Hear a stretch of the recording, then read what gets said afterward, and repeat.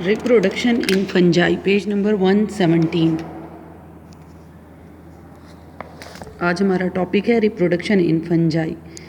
Reproduction mean कि reproduce किस तरह से करती है फंजाई। तो most fungi can reproduce asexually as well as sexually except imperfect fungi in which sexual reproduction has not been observed. Mostly जो fungi के ग्रुप्स हैं वो सेक्सुअल रिप्रोडक्शन भी करते हैं और ए सेक्सुअल रिप्रोडक्शन भी करते हैं, माँ सिवाय फंजाई इम्परफेक्टाई के, जिसके मेंबर्स के अंदर सेक्सुअल रिप्रोडक्शन अभी तक जो है वो फाइंड आउट नहीं की गई। तो सबसे पहले हम ए सेक्सुअल रिप्रोडक्शन देखेंगे। ए सेक्सुअल रिप्रोडक्शन, तो asexual reproduction takes place by following means spores, conidia, fragmentation and budding. Fungi के अंदर ए सेक्सुअल रिप्रोडक्शन के कितने तरीके हैं? 4। A mean without, sexual mean sexes. Asexual reproduction से मुराद वो रिप्रोडक्शन है जिसमें सेक्सिस यानी मेल और फीमेल सेक्स का कोई इन्वॉल्वमेंट नहीं होती, कोई रिलेशनशिप नहीं होता, कोई ताल्लुक़ नहीं होता। विदाउट सेक्सिस जो है ये एक सेल से मैनी सेल्स बन जाएंगे, या एक फंगस के हाइफी से ज़्यादा सारी फंगस जो है वो बन जाएगी। तो ये सेक्सुअल रिप्रोडक्शन के 4 तरीके हैं। पहला तरीका है spore formation. Spores, number 1, spores are produced inside the reproductive structure called sporangia. तो सबसे पहले हेडिंग बनाएं स्पोरेंजिया। स्पोरेंजिया क्या है? Basically spore producing structure is called sporangia. तो वो स्ट्रक्चर जिसमें स्पोर्स पैदा होंगे उसको क्या बोलेंगे? Sporangia. Which are cut off from the hyphae by complete septa. तो स्पोरेंजिया जो है इसके नीचे एक डंडी सी होगी, स्टॉक होगा, जिसको स्पोरेंजियोफोर बोलेंगे। Spores may be produced by sexual और asexual process are haploid, non motile and not needed water for their dispersal. Spores जो हैं ये हिप्लाइड हैं, नॉन मोटाइल, हरकत नहीं कर सकेंगे और इनके डिस्पर्सल यानी इनके फैलाव के लिए पानी की ज़रूरत नहीं पड़ेगी। They are small, produced in very large number and dispersed by wind. ये छोटे होंगे और हवा के ज़रिए फैलेंगे to great distance and cause wide distribution of many kinds of fungi including many plant pathogen. Pathogen का मतलब है डिजीज़ काजिंग ऑर्गेनिज्म। तो प्लांट पैथोजिन से मुराद है वो चीज़, वो फंजाई जो पौधों के अंदर बीमारियां फैलाएगी। When spores land in a suitable place they germinate.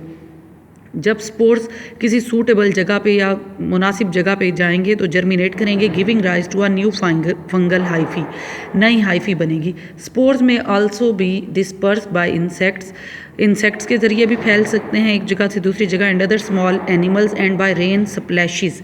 Splash का मतलब है छींटे उड़ाना। रेन के जो छींटे हैं या ड्रॉप्स हैं उनके ज़रिए भी एक जगह से दूसरी जगह स्पोर्स फैल सकेंगे। Spores are a common means of reproduction in fungi. Mostly fungi जो है वो इस सेक्सुअल रिप्रोडक्शन किसके ज़रिए करती है? स्पोर्स। तो स्पोर्स किसके अंदर पैदा होंगे? स्पोरेंजिया के अंदर। स्पोरेंजिया एक गोल सी राउंडेड स्ट्रक्चर है जिसकी डंडी को या स्टॉक को हम स्पोरेंजियोफोर कहेंगे। दूसरा तरीका है कोनिडिया। कोनिडिया क्या होता है? इसका सिंगुलर जो है कोनिडियम है, यानी एक को हम कोनिडियम कहेंगे और मैनी को हम कोनिडिया कहेंगे। They are non motile asexual spores. Basically conidia जो है ये नॉन मोटाइल, हरकत नहीं करते, एसेक्सुअल स्पोर्स हैं which are cut off at the end of modified hyphae called conidiophore. तो कोनिडिया जो है किसके ऊपर लगते हैं? कोनिडियोफोर के ऊपर। फोर का मतलब है ब्रांच, तो कोनिडियोफोर से मुराद है the branch which bear conidia at its tip is called conidiophore. Conidiophore क्या हुई? ऐसी ब्रांच जिसके ऊपर कोनिडिया लगेंगे। And they are not inside the sporangia usually in chains. Spores में और कोनिडिया में ये फ़र्क है कि स्पोर्स जो है ये मेम्ब्रेन्स के अंदर पैदा होंगे, जबकि कोनिडिया मेम्ब्रेन्स के अंदर पैदा नहीं होंगे बल्कि ये बाहर की तरफ पैदा होंगे। They are membrane free. ये यानी मेम्ब्रेन्स के अंदर पैदा नहीं होंगे, ये बल्कि ऊपर की तरफ पैदा होंगे, जैसे मैं आपको डायग्राम में दिखा रही हूँ। ये देखें, ये स्पोरेंजिया है और ये ब्लैक कलर का जो है ये स्पोरेंजियम है जिसके अंदर स्पोर्स पैदा हुए हैं। ये एक मेम्ब्रेन बाउंडेड स्ट्रक्चर है, मेम्ब्रेन्स के अंदर बने हुए हैं। जबकि कोनिडिया जो है ये देखें, ये कोनिडियोफोर है और इसके ऊपर कोनिडिया चेन की फॉर्म में लगे हुए हैं, ये बाहर की तरफ। तो कोनिडिया जो है ये बाहर की तरफ लगेंगे और स्पोर्स जो है ये अंदर की तरफ लगेंगे। और क्लस्टर, और हमेशा कोनिडिया क्लस्टर्स की फॉर्म में लगेंगे, जैसे ये आप देख रहे हैं। क्लस्टर मीन ग्रुप्स की सूरत में, एक एक नहीं उगेगा बल्कि ये ग्रुप्स की सूरत में उगेंगे, जैसे ये दिखाए गए हैं। These may be produced in very large number, can survive for weeks and cause rapid colonization of new food। तो बहुत ज़्यादा तादाद में लगेंगे और जहाँ गिरेंगे तो फिर जर्मिनेट करके नया हाइफी बना देंगे। ये spores are release from sporangia and germinate to produce new hyphae. Spores germinate कर रहे हैं डिस्पर्स होने के बाद और नया जो है ये हाइफी बना रहे हैं, और ये कोनिडियोफोर दिखाया गया है। तीसरा तरीका है फ्रेगमेंटेशन। फ्रेगमेंटेशन का मतलब है, फ्रेगमेंट्स मीन पार्ट्स। तो फ्रेगमेंटेशन में क्या है कि हाइफी जो है, एक बड़ी सी हाइफी छोटे छोटे पार्ट्स में कन्वर्ट हो जाएगी, टूट फूट जाएगी, और टूटने के बाद हर हाइफी का टुकड़ा या पार्ट जो है या फ्रेगमेंट जो है वो ग्रो करके नई हाइफी या माइसीलियम बना देगा। तो fragmentation is a simple breaking off mycelium of some hyphal fungus, each broken fragment giving rise to a new mycelium. हर हिस्सा या हर फ्रेगमेंट ग्रो करके नया माइसीलियम बना देगा। चौथा तरीका है बडिंग। बड कहते हैं एक आउट ग्रोथ को। ये देखें, यीस्ट के अंदर, खमीर के अंदर ये कॉमन है, ये एक यीस्ट का सेल है जिसके ऊपर एक बड सा बन गया है, आउट ग्रोथ सा, रसोली सी। ये बड साइज़ में बड़ा होता चला जाएगा, ये जिस तरह से आप देख रहे हैं, और बड बड़ा होने के बाद पेरेंट बॉडी से डिटैच हो जाएगा, यानी अलग हो जाएगा, और अलग होकर नया हाइफी बना देगा, नया सेल बना देगा यीस्ट का। तो जो कॉमन तरीका है एसेक्सुअल रिप्रोडक्शन का यीस्ट के अंदर, खमीर के अंदर, वो है budding. Unicellular yeast reproduces by budding. Yeast कहते हैं खमीर को, जो अमूमन बेकिंग में यूज़ होता है, और इसके अंदर हाइफी नहीं होती, ये सिंगल सेल्ड फंगस है। An asymmetrical division in which tiny outgrowth, tiny का मतलब है छोटी, और बड is produced which may separate and grow और by simple relatively equal cell division. यानी बड जो है वो पेरेंट बॉडी से अलग हो जाएगा, और अलग होने के बाद ग्रो करके नया जो है वो सेल बना देगा। तो टोटल कितने तरीके आपने रिप्रोडक्शन के पढ़े? 4। ये देखें, ये यीस्ट का साइंसी नाम है सैक्रोमाइसिस सीरीविजी। तो इसके अंदर बडिंग दिखाई गई है सैक्रोमाइसिस सीरीविजी के अंदर। तो एसेक्सुअल रिप्रोडक्शन के 4 तरीके हमने पढ़े, एक स्पोर्स के ज़रिए, एक कोनिडिया के ज़रिए, एक फ्रेगमेंटेशन के ज़रिए, और एक बडिंग के ज़रिए। तो ये बहुत इंपॉर्टेंट है, इसको पेपर के पॉइंट ऑफ व्यू से तैयार करें। नेक्स्ट है पेज नंबर 119 और सेक्सुअल रिप्रोडक्शन।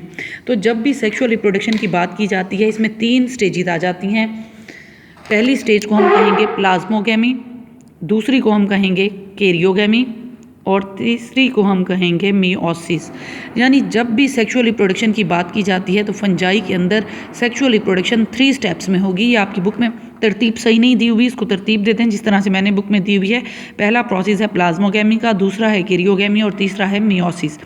तो इसको आप कह सकते हैं कि स्टेप्स ऑफ सेक्सुअल रिप्रोडक्शन। तो fungi reproduces through sexual reproduction by the 3 steps. Number 1 plasmogamy, which is fusion of protoplasm. Number 2 karyogamy, which is fusion of nucleus, और नंबर 3 meiosis। तो इसको अब हम देखते हैं कि ये किस तरह से फंजाई जो है ये रिप्रोड्यूस करती है। Detail of sexual reproduction vary in different groups of fungi, but fusion of applied nuclei and meiosis are common to all. When fungi reproduces sexually, hyphae of 2 genetically different but compatible mating types come together. Compatible का मतलब है belonging to 2 different strains या types। क्योंकि fungi के अंदर proper sexes नहीं होती, mail और फीमेल फंजाई का कोई कॉन्सेप्ट नहीं है, लिहाजा हम कंपैटिबल का मतलब लेंगे कि यानी एक फंजाई को हम नाम देंगे पॉजिटिव का और दूसरे को हम नाम दे देंगे नेगेटिव का। तो जब हम इस तरह से नाम देंगे पॉजिटिव और नेगेटिव का, तो फिर क्या होगा कि ये एक को हम कह देंगे कि ये पॉजिटिव हाइफी है, दूसरी है नेगेटिव। यानी जब भी सेक्सुअल रिप्रोडक्शन की बात होगी तो फंजाई जो है वो हमेशा जो यूज़ करनी है वो है कंपैटिबल, यानी बिलोंग टू 2 डिफरेंट टाइप्स या स्ट्रेन्स। तो पहले स्टेप को हम कहेंगे प्लाज्मोगेमी, जिसके नतीजे में क्या होगा कि फ्यूजन ऑफ प्रोटोप्लाज्म, प्रोटोप्लाज्म यानी जो प्रोटोप्लाज्म है पॉजिटिव और नेगेटिव फंजाई का वो आपस में फ्यूज़ कर जाएगा और फ्यूज़ करने के बाद जो सेल हमारे पास आएगा उसको हम कहेंगे डाइक्रियन। ये देखें, ये दो फंगस के सेल दिखाए गए हैं, एक पॉजिटिव है एक नेगेटिव है। और पहला स्टेप है प्लाज्मोगेमी। प्लाज्मोगेमी के नतीजे में फ्यूजन ऑफ प्रोटोप्लाज्म हुई, दोनों सेल मिलके एक सेल बना दिया और इन्होंने क्या हुआ, पॉजिटिव का न्यूक्लियस और नेगेटिव का इकट्ठे आ गए, इसको हम कहेंगे डाइक्रियन। डाइक्रियन का मतलब है डाई मीन टू और कैरियन मीन न्यूक्लियस। तो ये फर्स्ट स्टेप हो गया प्लाज्मोगेमी। सेकंड स्टेप होगा कैरियोगेमी। कैरियोगेमी, गैमी मीन फ्यूजन और कैरियन मीन न्यूक्लियस। तो कैरियोगेमी के नतीजे में फ्यूजन ऑफ न्यूक्लियस होगी और फ्यूजन ऑफ न्यूक्लियस के पास एक डिप्लॉइड सेल आ जाएगा। ये देखें, कैरियोगेन मीन न्यूक्लियस। तो फिर थर्ड स्टेप जो है ये कहलाएगा मियोसिस। और मियोसिस के नतीजे में आपको पता है कि एक सेल से कितने सेल बनते हैं, 4। मियोसिस के नतीजे में 1 डिप्लॉइड सेल से 4 हैप्लॉइड सेल बनेंगे।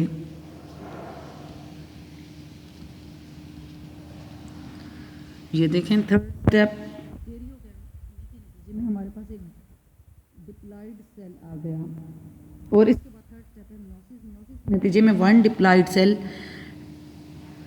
1 diploid parental cell divides into 4 haploid daughter cell. 4 haploid cells हमारे पास बने।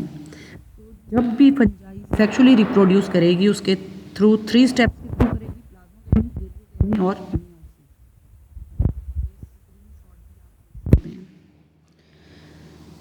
In 2 of the 3 main groups of fungi, basidiomycetes, ascomycetes, fusion of nucleus karyogamy does not take place immediately after the fusion of cytoplasm,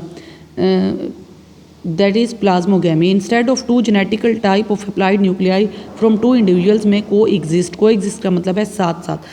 अमूमन ये होता है कि plasmogamy के फौरन बाद कैरियोगेमी हो जाती है, यानी प्लाज्मोगेमी के नतीजे में जो डाइकैरियोटिक सेल बनता है वो फ़ौरन उसके 2 न्यूक्लियस फ्यूज़ करके डिप्लॉइड न्यूक्लियस बना देते हैं। लेकिन फंजाई के अंदर जो 2 ग्रुप्स हैं जैसे कि बेसिडियोमाइसीट्स और एस्कोमाइसीट्स, इसमें प्लाज्मोगेमी के फ़ौरन बाद कैरियोगेमी नहीं होती बल्कि कैरियोगेमी कुछ डिले हो जाती है। डिले मीन देर से होती है। क्यों?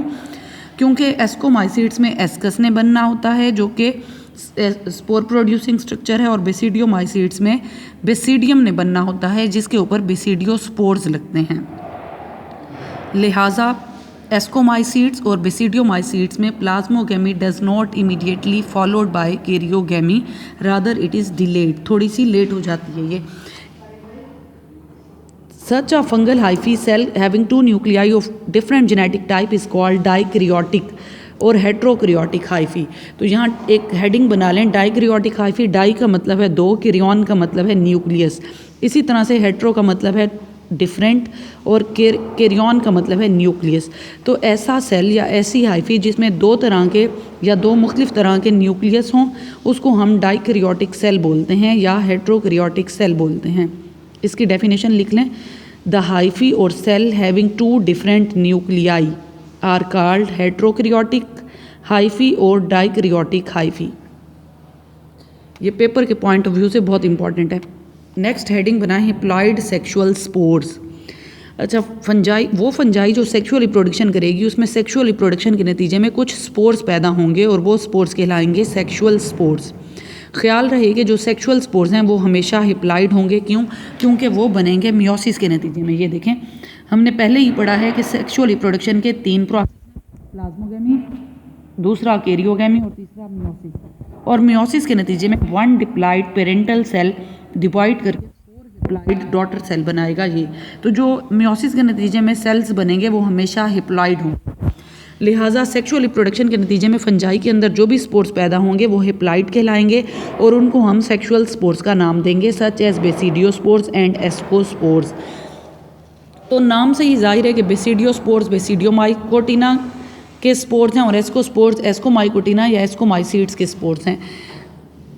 Subsequent upon meiosis in zygote, these spores may be produced by their characteristic structure fruiting bodies such as basidia or basidiocarp and asci और ascocarp।